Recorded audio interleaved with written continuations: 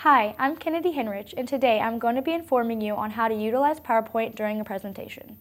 We've all sat through at least one, hopefully not too many more, dreaded boring presentations. The presentations when you can't focus because the presenter themselves, or maybe their use of visuals, just can't seem to capture your attention. Well, lucky for you, I'm going to help you not be one of those presenters by showing you a few rules and tricks on how to make a presentation better, as well as keep the audience focused on you as the presenter. Did you know that there are more than 500 million PowerPoint users worldwide, that there are over 6 million teachers that use PowerPoint daily in their classrooms, and 120 million people that use it for business presentations and proposals? 30 million PowerPoints are created every day, and who knows how many of those are the ones that everyone hopes to not have to sit through. Let's make presentations more intriguing, one tip at a time. I'll start by going over a few rules of PowerPoints. First, I'll tell you, do not put more than 3 bullet points on a slide if the points are loaded with information.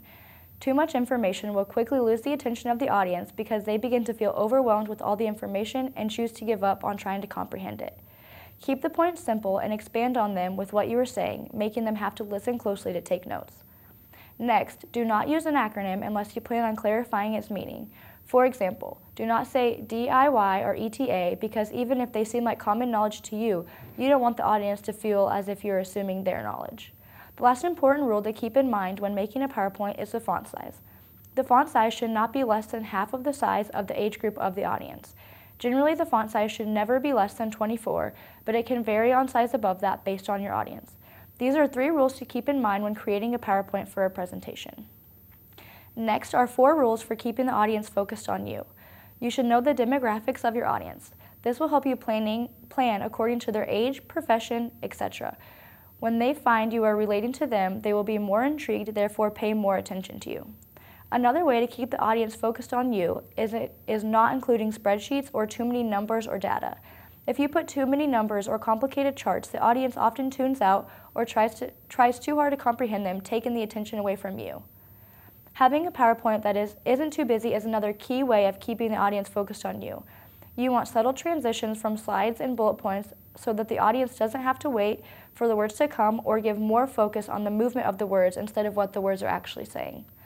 Too many distracting colors or fonts will distract the audience too much towards the screen. The last rule, as you've probably learned from your first presentation ever, is don't read off the slides.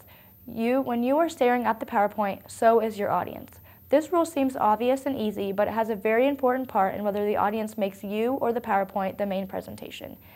Each of these 4 steps helps keep the audience focused on you as a presentation instead of staring at the PowerPoint. Next, I have 3 more specific tips within the PowerPoint that grabs the audience attention and keeps the audience focused on what you are saying. The first tip is blacking out the screen. If you lost someone along the way, once they see the PowerPoint go black, they will instantly tune back in, becoming curious on what is so important that you need complete focus on you. This technique is especially useful for answering questions from the audience. If someone asks you a question you think everyone else could benefit from, you could black out the screen to take time to really explain the important piece of information. This is done by simply pushing the period key on the keyboard, which blacks the screen when you want, and unblack it by just pushing that again. I strongly recommend this technique as it is very useful as long as it is not overused. My next tip for you is jumping from a slide that is in a different area of your PowerPoint. This is also done very simply by pushing the number of the slide you wish to go to and then pushing enter. This will capture the audience's attention because they will make sure they aren't missing something from the slide that you flip to, and is also very helpful in answering questions because you can quickly go back to explain the answer.